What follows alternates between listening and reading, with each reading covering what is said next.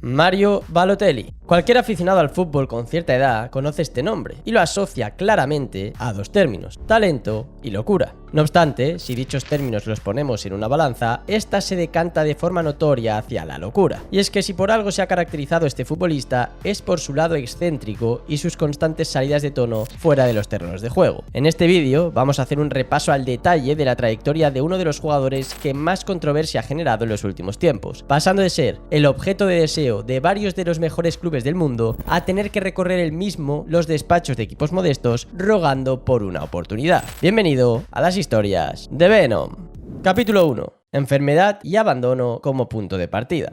En muchas ocasiones, para entender la forma de actuar y o de comportarse de una persona, debemos echar la vista atrás, muy atrás. Tenemos que llegar hasta el origen de todo, hasta esa infancia donde forjamos gran parte de nuestra identidad y forma de ser. En ella encontraremos multitud de respuestas, algunas positivas, otras no tanto, como ocurre en el caso de nuestro protagonista de hoy. Nacido un 12 de agosto de 1990, los padres de Mario Balotelli Barrois, Thomas y Rose, originarios de Ghana, tuvieron claro desde el principio que algo no iba bien. Su pequeño, que apenas contaba con 2 años de vida, padecía algún problema de salud que le hacía sufrir, y mucho. Las diferentes pruebas médicas terminaron por confirmar tal sospecha. Mario Balotelli tenía una infección intestinal severa que ponía en riesgo su supervivencia. La situación, por momentos, se volvía crítica, y la desesperación inundaba a unos padres que, desgraciadamente, se encontraban muy cerca del umbral de la pobreza y no disponían de recursos económicos para tener acceso a los tratamientos médicos que ayudarían a combatir la enfermedad de un Balotelli que desde bien pronto ya se enfrentaba a su primera prueba de fuego.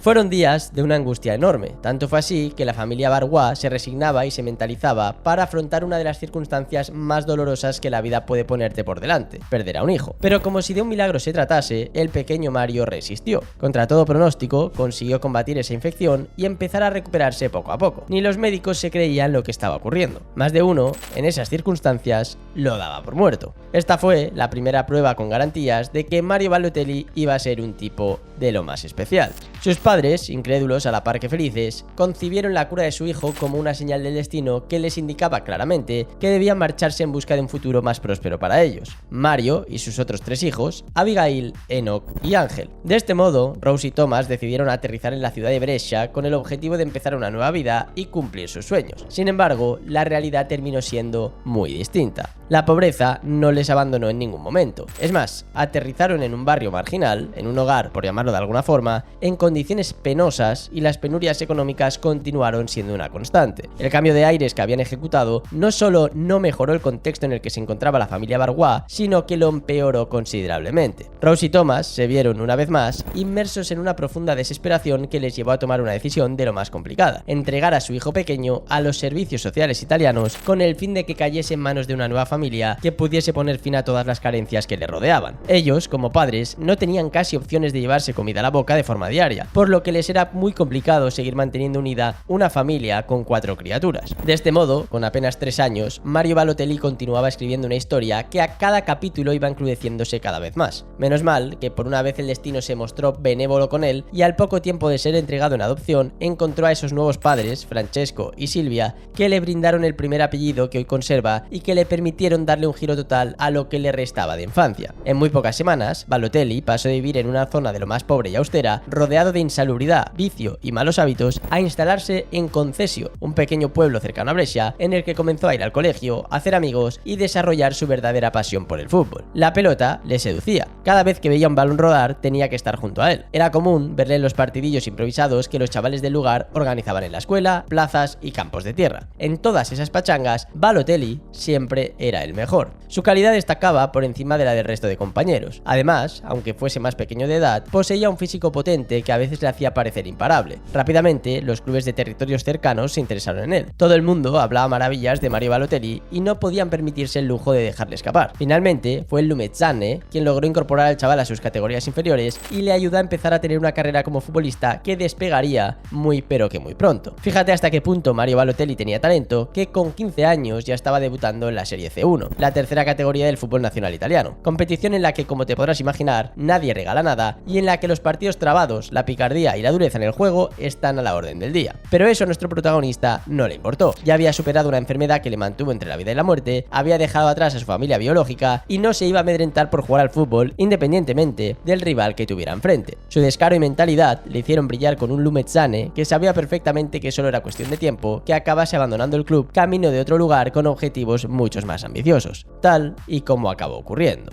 Capítulo 2. Un equipo, en clave culé, que debió ser ilegal.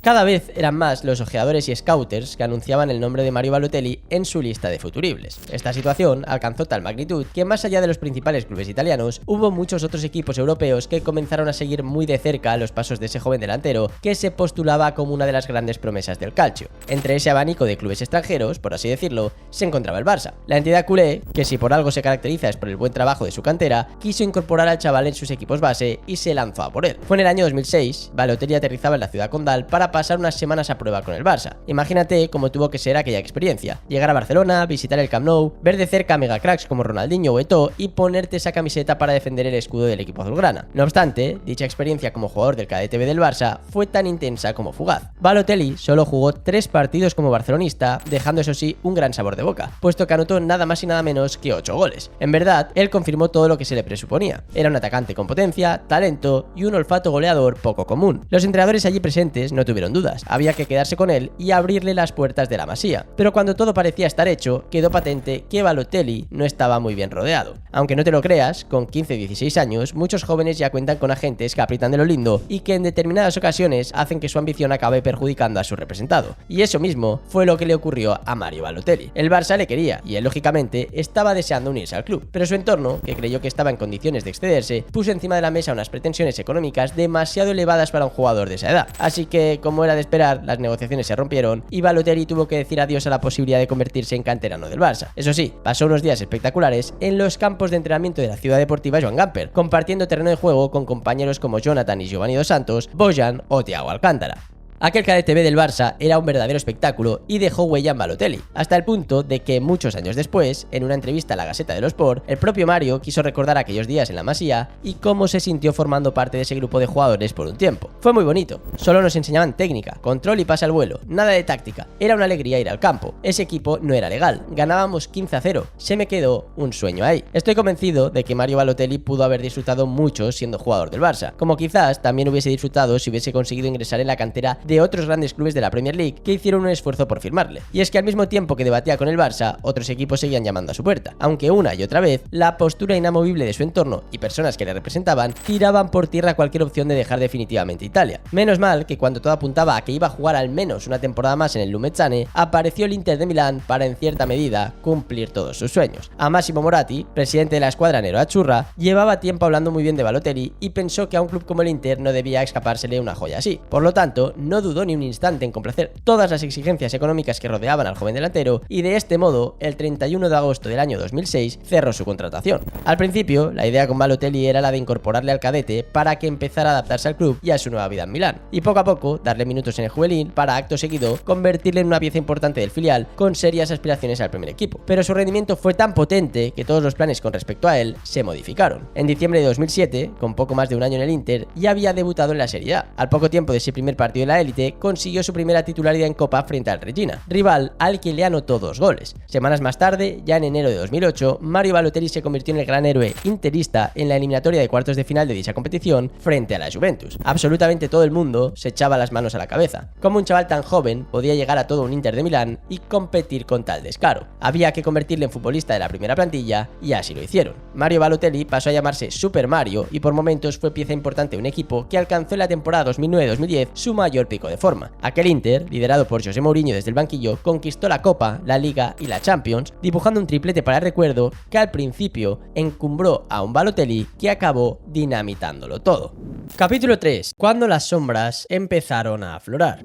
El delantero tenía el mundo a sus pies. Iba camino de convertirse en emblema de uno de los equipos con mayor tradición y relevancia de toda Europa, el cual estaba a un paso de hacer historia en esa temporada 2009-2010. Además, después de alcanzar la mayoría de edad, pudo por fin obtener una una nacionalidad italiana que le permitía tener presencia en la selección, lugar donde también le habían esperado con los brazos abiertos y en el que le veían como un claro líder a futuro. Pero cuando mejor pintaba todo, Mario Balotelli demostró que detrás del futbolista había una persona difícil de manejar, con un punto de locura que rozaba lo extravagante y que empezaba a olvidarse de todos los sacrificios que conlleva ser deportista profesional. Balotelli, en muy poco tiempo, dejó de ser protagonista por sus grandes jugadas, goles y actuaciones sobre el terreno de juego para llenar tertulias y debates en los que solo se hablaba de sus salidas de tono y ocurrencias que no le hacían ninguna gracia ni al Inter, ni a su afición, ni a Mourinho. Por ejemplo, un buen día fue detenido por la policía italiana cuando conducía un lujoso coche deportivo por las calles de la ciudad de Il Duomo, mientras disparaba a los viandantes con una pistola falsa. En otra ocasión, también fue detenido, esta vez junto a su hermano, por intentar colarse en una cárcel de mujeres en Brescia. Sí, como lo oyes, Balotelli quiso colarse en una prisión. Su excusa fue que quiso entrar porque la puerta estaba abierta. Estarás flipando, me imagino, pero la cosa no termina aquí. Déjame decirte que aparte de estas continuas salidas de tono fuera de su faceta profesional, Mario Balotelli también perjudicó su imagen como jugador, llevando a cabo actos muy polémicos, como el de aquel día en el que tuvo un impactante roce con el eterno capitán de la Roma, Francesco Totti, al que llegó a decirle literalmente: abuelo, estás acabado. Pero lo peor de todo llegó cuando en pleno transcurso de la temporada a Balotelli se le ocurrió la brillante idea de acudir a un programa televisivo del dial Canale 5, propiedad de Silvio Berlusconi, presidente del Milan, eterno rival del Inter. En ese programa al jugador le entregaron una camiseta del combinado rojinegro. Él, ni corto ni perezoso, se la puso y por si fuera poco,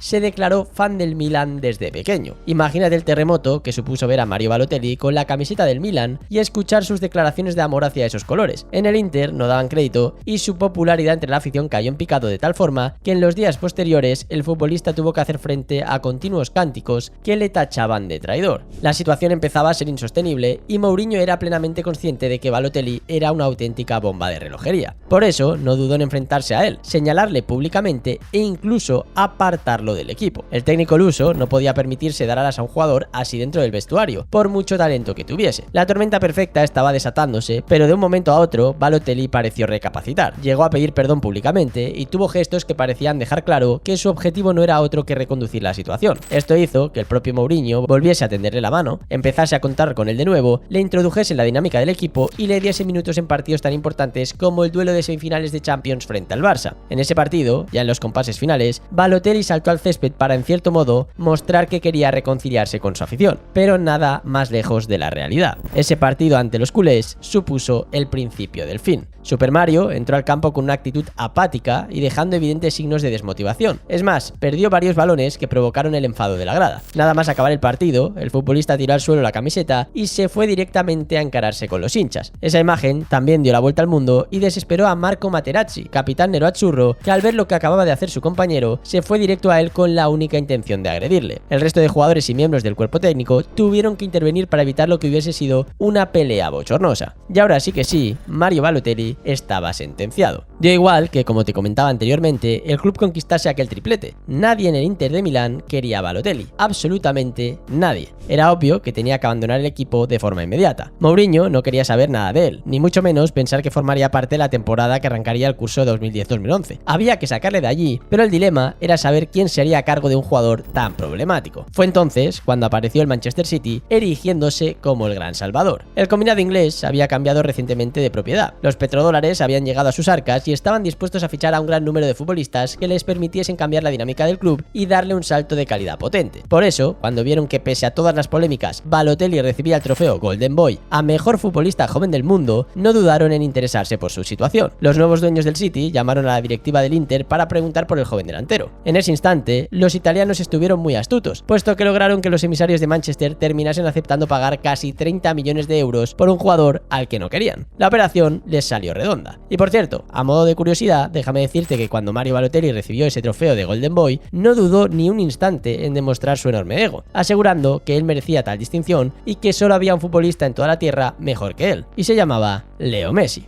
Capítulo 4. Balotelli en estado puro. Cerrada ya su etapa en la Serie A, nuestro protagonista aterrizaba en la Premier League con muchas ganas, pero también con grandes incógnitas. ¿Se centraría de una vez por todas en lo deportivo? ¿Dejaría atrás sus actos de indisciplina? ¿Seguiría demostrando todo su talento? Pues bien, la realidad es que hubo un poco de todo. Con la camiseta del City podríamos decir que se vio a la mejor versión de Mario Balotelli. El atacante italiano estuvo algo más de 2 temporadas en el Etihad. En su primer año, considerado como de adaptación, firmó 10 goles y consiguió ganar una FA Cup, pero al año siguiente elevó sus registros de forma notoria. La temporada 2011-2012 fue el pico de forma más alto de Super Mario. De él llegaron 22 goles que fueron esenciales para que el cuadro Citizen levantase la ansiada Premier League. De hecho, Balotelli fue protagonista en esa última jornada en la que se sentenció el título, puesto que brindó la asistencia de ese histórico tanto marcado por Agüero que convertía al Manchester City en campeón de Inglaterra. Esta vez sí, la afición le guardaba cariño, aunque sabía perfectamente que no era un jugador normal porque realmente no había conseguido dejar de lado todos sus actos de indisciplina. Para que te hagas una idea, nada más llegar a Manchester, Balotelli ya apareció en portadas de periódicos ingleses por forjar un controvertido triángulo amoroso con 3 mujeres: Sophie Riad, actriz no por, Melissa Castagnoli, Miss Italia, y con la que rompió en directo en un programa de televisión, y Faye Evet, modelo.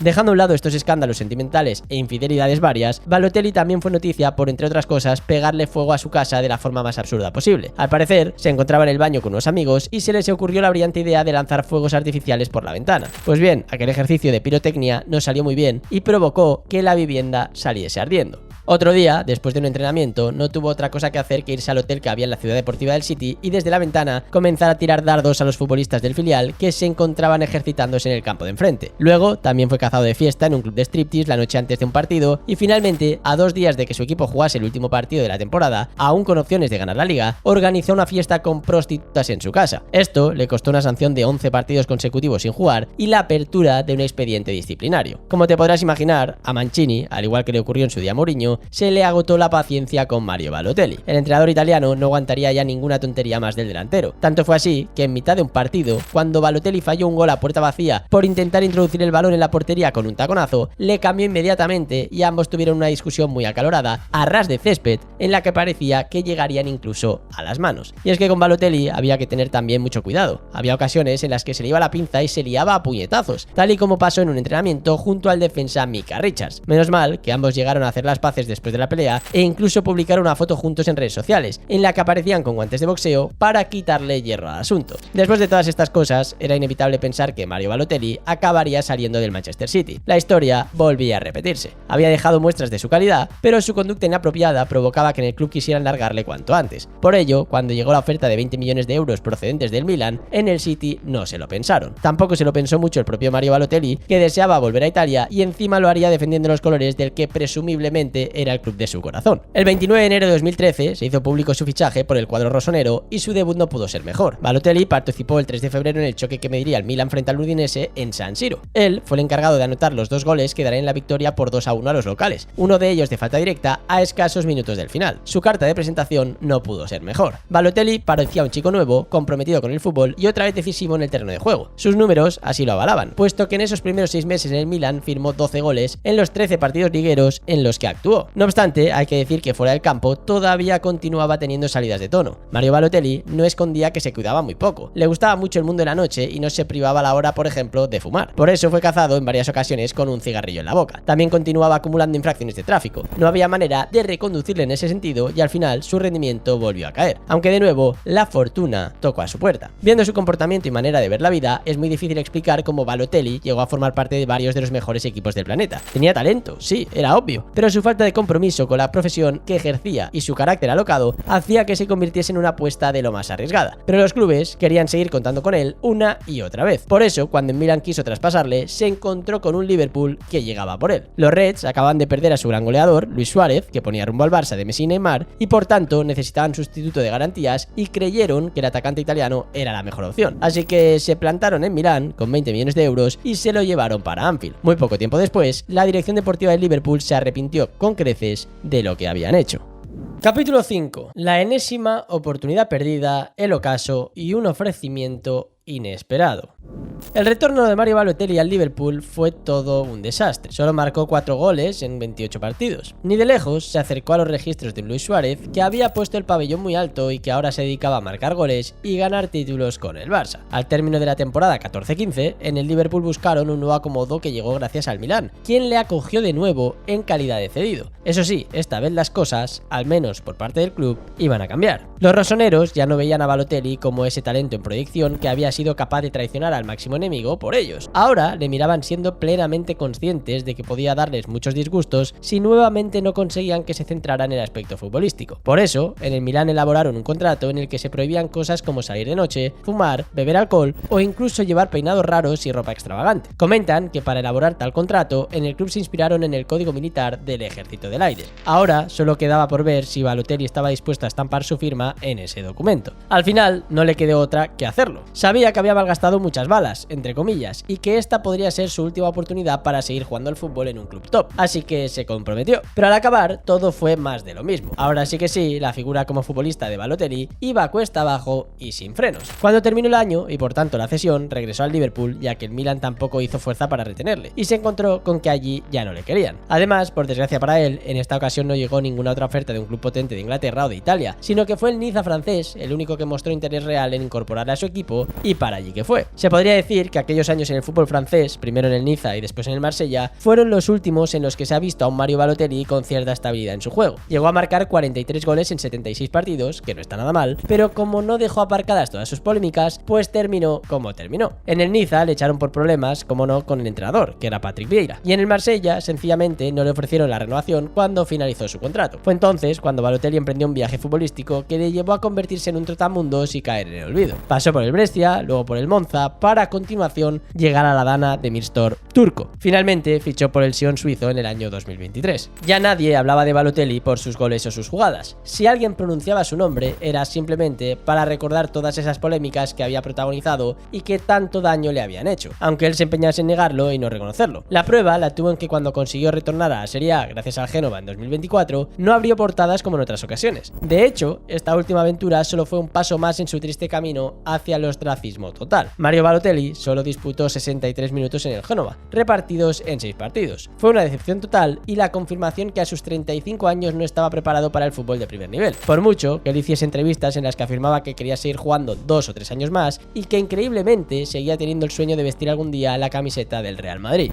Este deseo lo confesó en una charla en la Gaceta dello Sport en agosto del año 2025, cuando se encontraba sin equipo, y la última gran noticia que se tenía de él es que en sus últimas vacaciones había sido visto borracho y tirado por el suelo en las calles de Lignano. Creo que lo último en lo que pensaba el Real Madrid era en firmar a un Balotelli que de cara a la gente se mostraba de lo más ambicioso en cuanto a sus pretensiones futbolísticas, pero por detrás era plenamente consciente de que no contaba con ofertas decentes. Es por eso que comenzó a ofrecerse a varios equipos, incluso algunos del fútbol no profesional, como es el caso del Murcia. Sí, lo que acabas de escuchar. Mario Balotelli se ofreció personalmente a este equipo español de Primera Federación, lo que antes era Segunda División B. Al parecer, ese ofrecimiento iba totalmente en serio. Los agentes del italiano se pusieron en contacto con este equipo, asegurándole de que la operación rondaría únicamente los 500.000 euros y que Balotelli traería a sus propios patrocinadores. ¿Quién le iba a decir al italiano, cuando era un chaval que rechazaba al Barça por dinero, que acabaría siendo un jugador que iría llamando a las puertas de clubes modestos, llevando incluso contratos de patrocinio para que pudieran ficharle? Ver para creer. Pero bueno, el fútbol tiene estas cosas. Igual que le puso encima de la mesa tantas y tantas oportunidades, de golpe y porrazo se las quitó todas, dejándole frente a una cruda realidad a la que él mismo se había empujado. Mario Balotelli terminó siendo un nuevo juguete roto más de los tantos y tantos que ha tenido este deporte. Otro ejemplo que se me viene a la cabeza es el de Dani Benítez, un tipo que lo tenía todo para triunfar y que decidió arruinar su carrera por sus turbulentos hábitos y sus malas acciones fuera del campo. Si no sabes de qué te hablo, te aconsejo que veas este otro vídeo que te dejo las tarjetas. Eso sí, antes de hacerlo me gustaría que me dejaras un buen like y te suscribieras al canal. Por último, me gustaría preguntarte si crees que Balotelli hubiese encajado en el Barça, o si realmente crees que hizo lo correcto al marcharse del club. Te lo en los comentarios. Y si te ha gustado el vídeo, no olvides suscribirte y darle like. Y si te interesa seguir la actualidad del Barça, te invito a seguir también el canal de Spider Culé. Gracias por verme, recuerda que esto no es nada sin ustedes y nos vemos en próximos vídeos aquí, en las historias de Venom.